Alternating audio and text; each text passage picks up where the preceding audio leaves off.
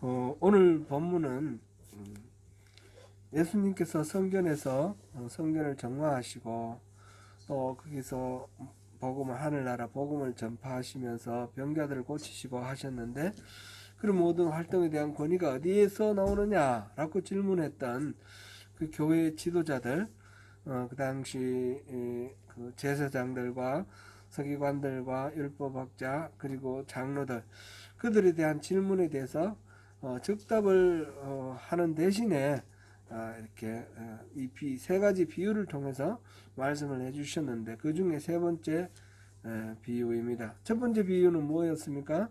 두 형제 간에 두 형제가 있었는데, 하나는 아버지의 말을 듣고 덜에 나가서 일하라는 그 명령에 예 하고는 안 간 경우이고, 하나는 아니요 하고 가서 한 경우인데, 누가 아버지의 말을 따랐느냐, 그런 질문을 가지고 하신 비유의 말씀이었고요. 또 하나는 포도원 농부, 악한 포도원 농부였습니다.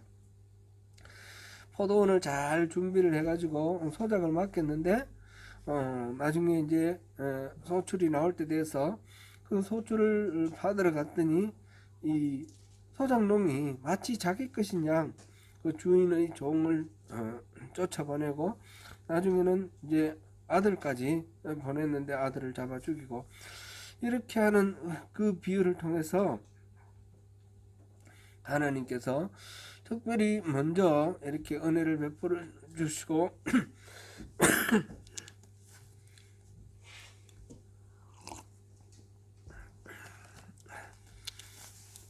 선택하시고 은혜를 베푸셨던 이스라엘에 대해서 하나님이 실망하시는 그 과정을 또 두 번째 비유에서 봤는데, 그 악한 농부의 비유, 그리고 오늘 이 세 번째는 이 잔치의 비유입니다. 이 잔치의 비유를 통해서, 혼인 잔치 비유를 통해서 이 두 그룹 사이에 태도의 차이를 이야기를 하시면서 예수님 자신이 어떤 권위를 가지고 지금 이 활동을 하시는지를 보여주고 계십니다.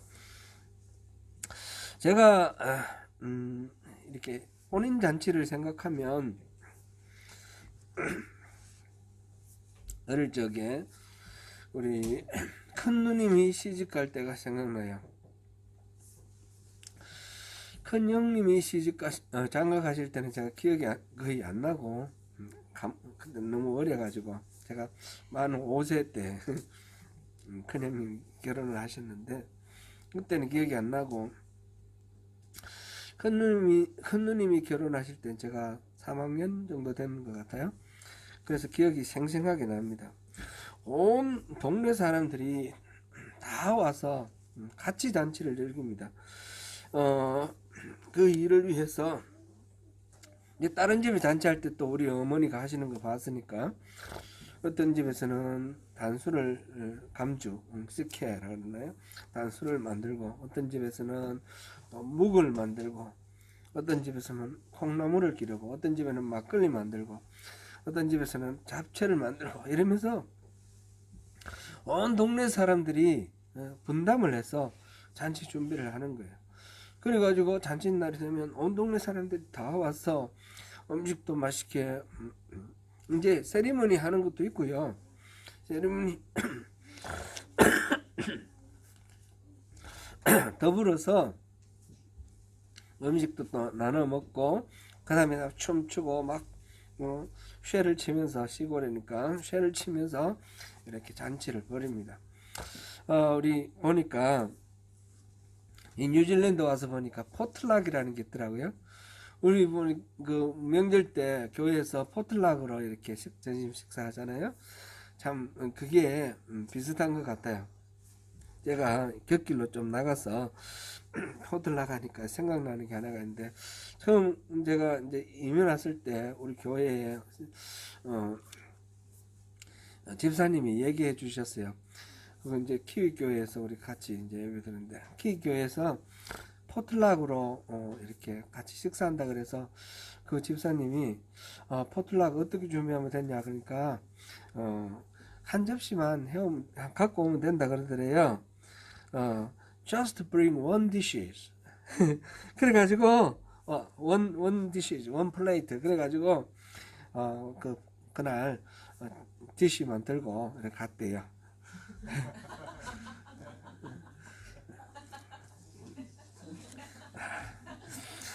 아, 원 디시, 원 플레이트. 그냥 그 안에 음식을 담아야 되는데 그거는 모르고 그랬습니다. 아무튼 우리 시골에서는 그렇게 동네 사람들이 같이 잔치를 했어요. 거짓말 하는 게 아니라 같이. 둘째 형님 결혼하시고 그 다음에 또 누님 결혼하시고 이럴 때는 예식장에서 했어요. 그럼 제가 어려가지고 예식장까지는 안 데리고 갔어요. 그래서 모르겠는데 나중에 이제 예식장에 커서 이제 가게 돼서 가보니까 짧은 시간 뭐 40 길면 45분 보통 30분 이 세리머니 끝내고 딱딱 내려가서 이제 뭐 이렇게 음식 먹고 헤어지는 것이 그게 잔치인데 너무너무 서운하죠. 그러니까 이 시골에서는 그걸로 만족이 안 되니까 제가 결혼할 때는 예식장에서 하고 또 신혼여행 갔다가 이 시골 인사를 갔더니 잔치가 벌어졌어요. 동네 사람들 모여가지고 또 잔치를 한 번 더 하는 거예요. 혼인잔치는 이렇게 매우 큰 행사죠. 요즘 또 보면 우리 주위에 지금 젊은이들이 결혼을 하는데 결혼식을 하는데 제가 갈 수도 있는 데도 있고 이 얘기만 듣는 데도 있는데 저희들이 생각할 때는 교회에서 이렇게 뭐 성도들이 같이 이렇게 하는 경우들이 또 이렇게 편하고 좋은데 또 요즘 젊은이들은 친한 사람들, 특별한 사람들 이렇게 불러서 이렇게 작은 규모로 이렇게 하는 것 같아요. 그게 그런데 또 가보니까 그것도 너무 좋아요. 아주 특별한 그런 아주 감동이 있는 그런 결혼식도 제가 가봤는데 아무튼 이렇게 하나 저렇게 하나 중요한 것은 이 혼인 예식은 너무너무 기쁘고 즐겁고 아주 귀한 그런 행사예요. 우리 저나 우리 세대 우리 조국에서 보면 혼주가 부모가 혼주가 되는데 여기서 우리 젊은이들은 자신이 혼주가 되는 것 같아요. 그죠? 자신이 혼주가 되어서 이렇게 하는데 이 성경에 나오는 이 혼인잔치는 부모가 혼주가 되는 우리 전통적인 그런 우리 한국의 그 결혼식하고 비슷한 것 같아요. 유대인들 예수님이 지금 배경으로 삼고 있는 이 유대인들의 전통에서 보면 결혼을 하기 위해서 약혼을 하고 한 1년 후에 또 이 혼인식을 하는데 그것을 위해서 주변에 많은 사람들을 초청하고 그래서 온 동네가 함께 잔치를 즐기는 그런 제가 어릴 때 경험했던 그런 잔치하고 비슷한 것 같습니다.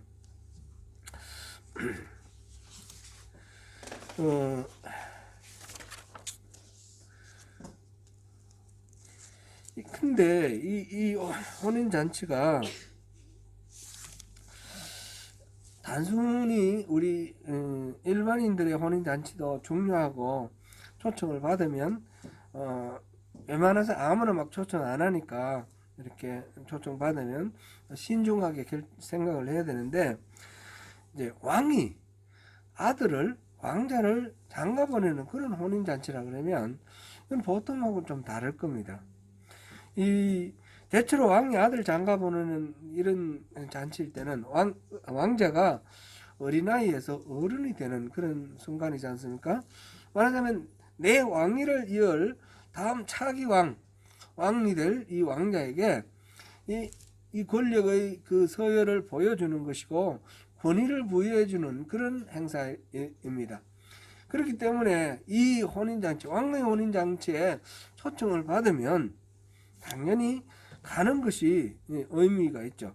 이건 정치적인 행사가 단순히 그냥 혼인하는 그런 가족적인 행사가 아니라 정치적인 행사가 되는 것이죠. 그게 초청받은 것은 정치적으로 그만큼 인정을 하는 것이고, 거기 가서 축하를 해야 되는 것은 정치적으로 이 왕의 의미를 존중을 하고 권위를 부여하는 그런 의미가 되는 것입니다. 특별히 보면 왕들은 정략 결혼을 합니다.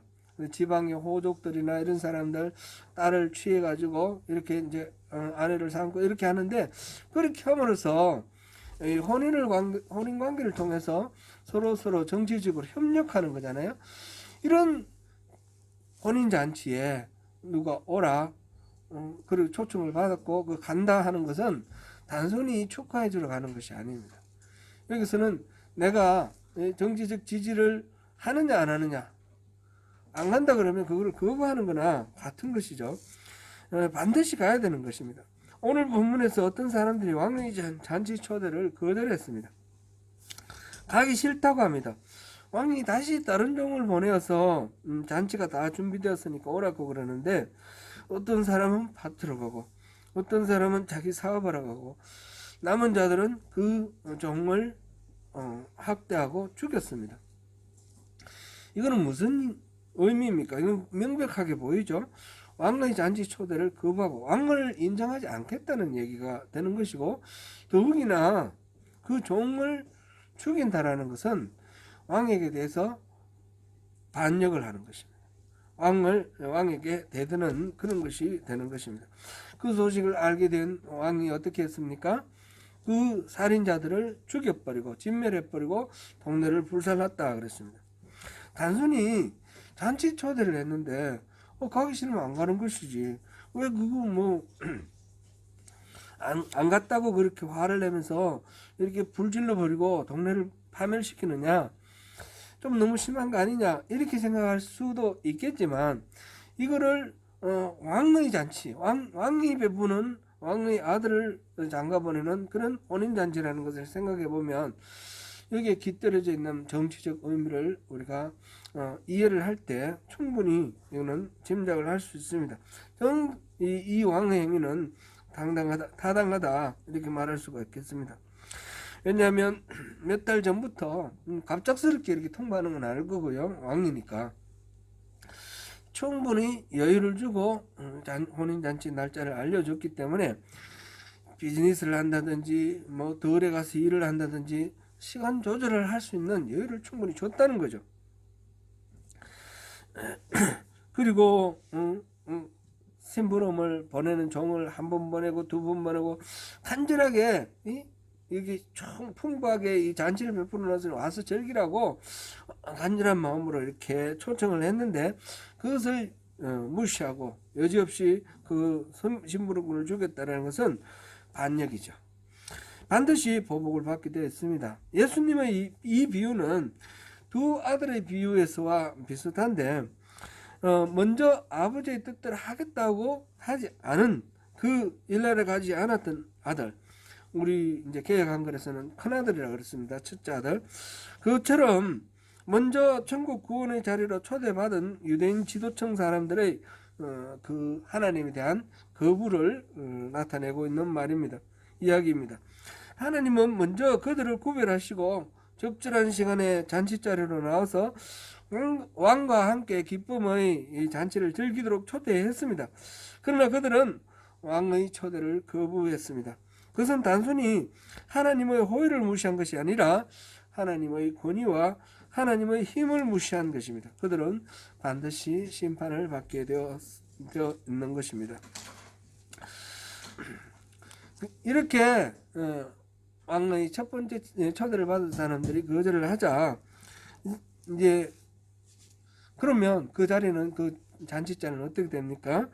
이미 마련된 잔치자리는 그냥 엎어버리고 끝나는 것이 아닙니다.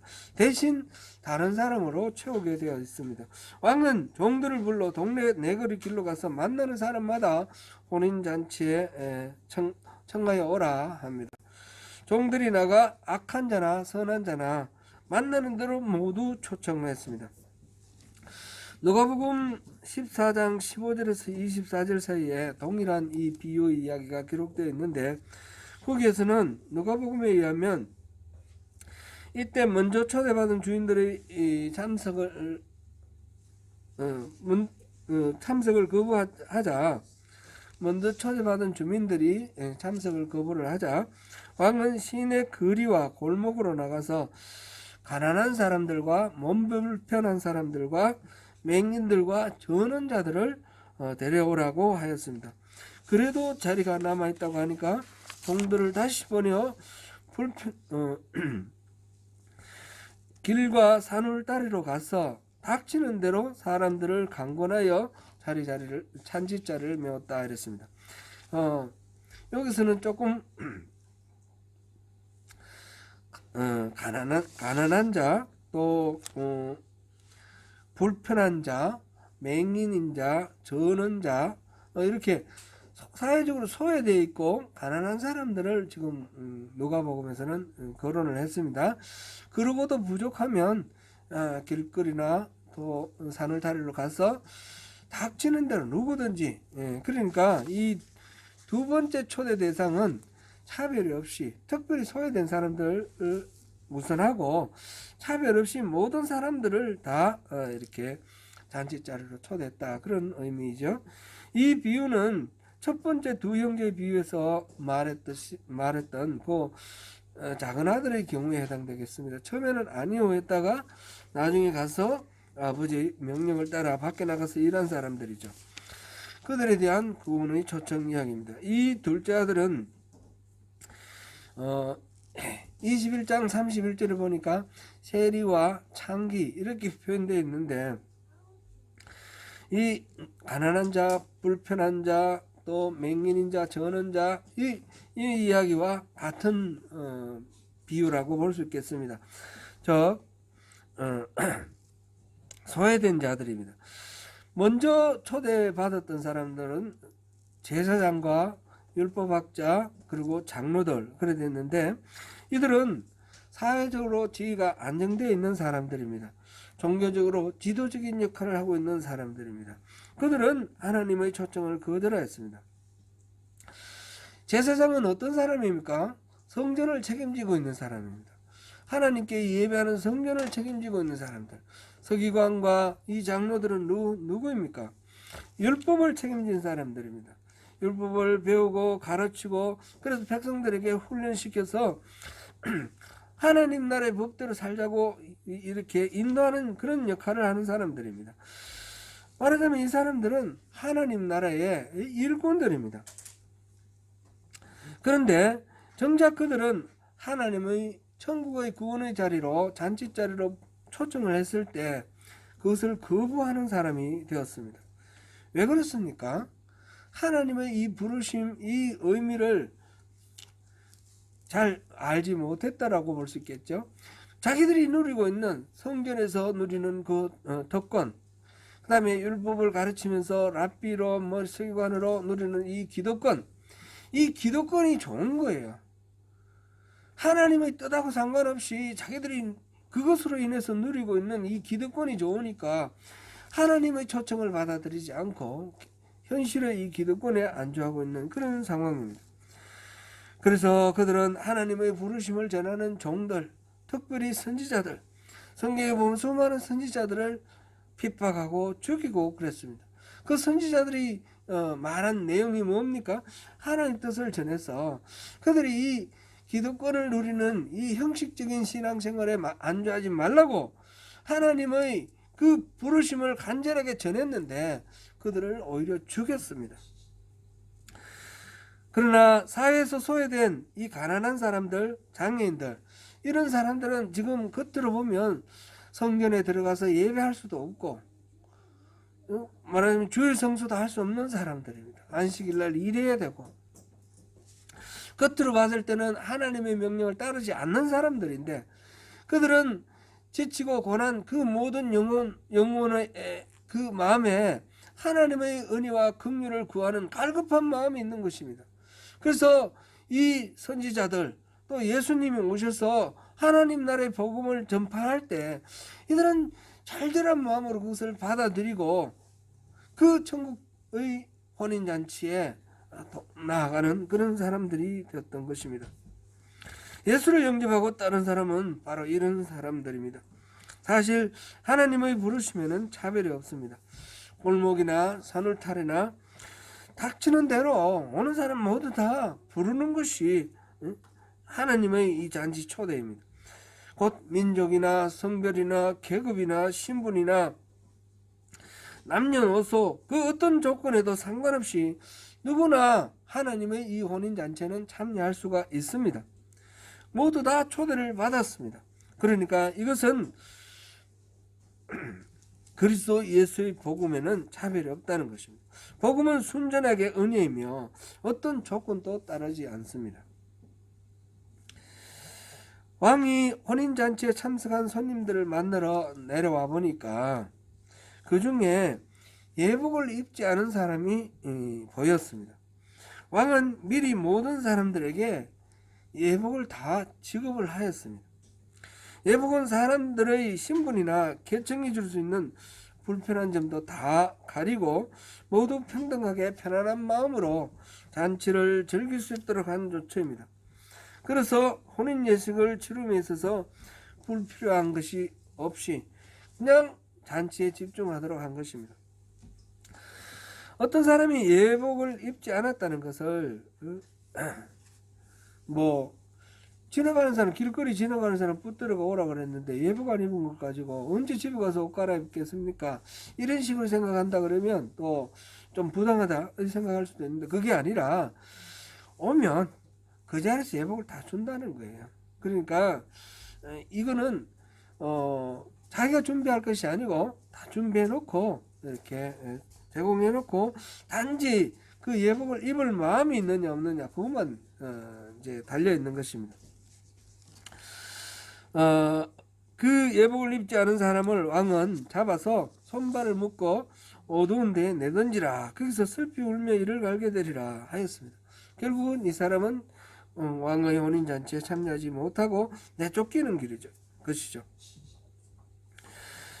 혼인잔치에 참석하기 위하여 입어야 할 이 예복은 다름이 아니라 그리스도의 의를 의미합니다. 이 결혼 예복은 왕이 준비했다가 들어오는 사람 누구에게나 주었습니다.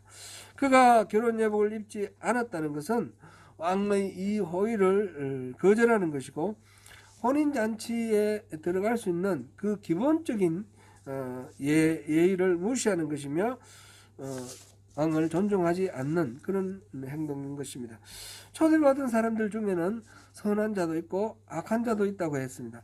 하나님의 부르심은 선한 자나 악한 자나 우리가 생각할 때 그 선한 자 악한 자에 차별 없이 공히 해당됩니다.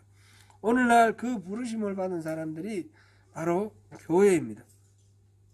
교회에는 선한 자도 있고 악한 자도 있습니다. 함께 하나님을 예배하고 말씀을 배우며 교제합니다. 주님께서 세상 끝에 오셔서 구원받을 자와 구원받지 못하는 자를 구별하십니다. 그 부분을 묘사한 부분이 마태복음 13장에 우리가 이미 살펴본 천국의 비유에서 나와 있었습니다. 마태복음 13장 30절을 먼저 한번 보시겠습니다. 같이 봅니다. 둘 다 추수할 때까지 함께 자라게 두라. 추수할 때에 내가 추수꾼들에게 말하기를 가라지는 먼저 거두어 불사르게 단으로 묶고 곡식은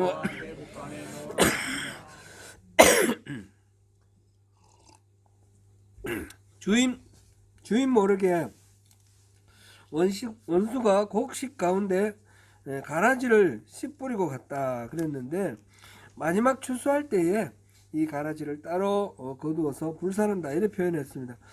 그것을 또 마태복음 13장 41절에서 43절에 또 설명을 했습니다. 한번 같이 읽습니다. 시작. 인자가 그 천사들을 보내리니 그들이 그 나라에서 모든 넘어지게 하는 것과 또 불법을 행하는 자들을 거두어내어 풀목불에 던져 넣으리니 거기서 울며 이를 갈게 되리라. 그때의 의인들은 자기 아버지 나라에서 해와 같이 빛나리라. 그 있는 자는 들으라. 가라지 비유에서 곡식과 가라지를 구별하는 말은 의인과 악인이라 그랬습니다. 이 악인은 넘어지게 하는 거고 불법을 행하는 자고, 그 다음에 또 그 반대는 의인인데, 이 의인은 그러면 어떤 사람이 의인인가? 그리스도로 옷 입은 사람들입니다. 우리가 이제 의에 대해서 많이 다루었는데, 의라는 거는 그 사람한테 한 점 잘못된 것이 없어서 의가 아니라 하나님과의 바른 관계에 놓여 있는 것이 의다 그랬습니다. 그렇게 함으로써 하나님의 의가 우리에게 이렇게 덧입혀지는 거죠. 고린도전서 고린도후서 5장 21절을 보겠습니다. 같이 읽습니다. 하나님이 죄를 알지도 못하신 이를 우리를 대신하여 죄로 삼으신 것은 우리로 하여금 그 안에서 하나님의 의가 되게 하려 하심이라. 죄를 알지도 못하신 이라는 말은 그리스도를 가리킵니다. 그래서 그리스도를 죄로 삼으신 것은 우리들로 하여금 그리스도 안에 있어서 그리스도의 의를 전가받아서 하나님의 의가 되도록 하기 위해서다 했습니다. 그러니까 하나님의 혼인잔치에 초대받은 사람이 입어야 할 예복은 바로 이 그리스도의 의인 것입니다. 곧 그리스도를 믿음으로써 그리스도 안에 우리가 들어감으로써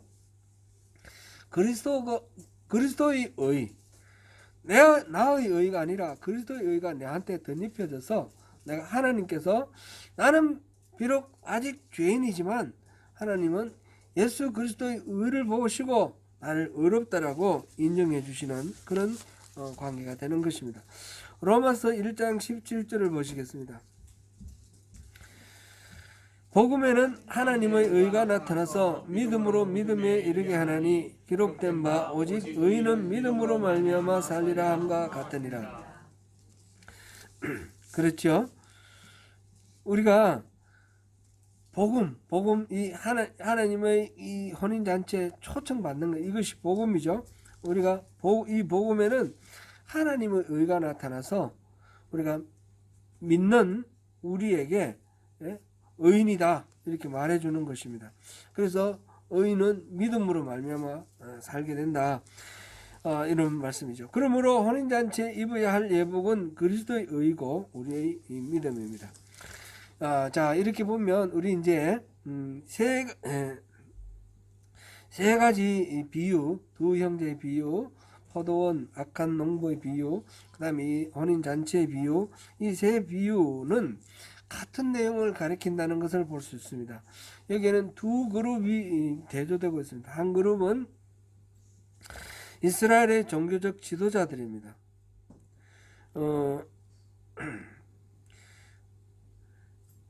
이 사람들은 이제 첫 번째 비유에서는 말로는 아버지 말을 따르겠다 하고 따르지 않은 사람들이죠.